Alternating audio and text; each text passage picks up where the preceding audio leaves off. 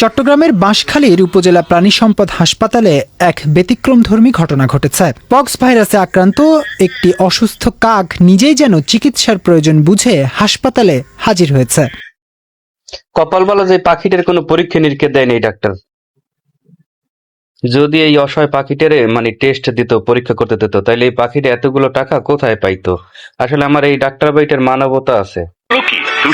তবে আমার যেটা মনে হয় যে এই পরীক্ষা নিরীক্ষা ছাড়া টেস্ট ছাড়াও কিন্তু রোগীর রোগ ধরা কিন্তু সম্ভব, যেটা মেডিসিনে কাজ করবে।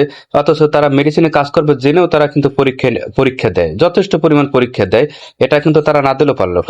কিন্তু আসলে আসলে আমাদের বাংলাদেশের ডাক্তারগুলো আসলে বিক্রি হয়ে গেছে টাকার কাছে। এরা টাকা ছাড়া কিছুই বোঝে না। এরা রোগী পাইলেই কিভাবে জবাই করতে হবে, কিভাবে তাদের কাছ থেকে টেস্টের কমিশন নিতে হবে, এইগুলো নিয়ে সবসময় ব্যস্ত থাকে। এরা রোগীর চিন্তা আসলে করে না। আর এভাবে আমাদের দেশের হাজার হাজার লোক মারা যায় এই রকমের বিনা চিকিৎসায়।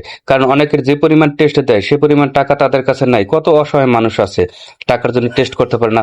আর ডাক্তারও যে টেস্টের রিপোর্ট ছাড়া ওষুধ লিখবে না, তো কি করবে? মানুষগুলো এবং অসহায় মানুষগুলো এভাবেই মারা যায় আমাদের দেশের।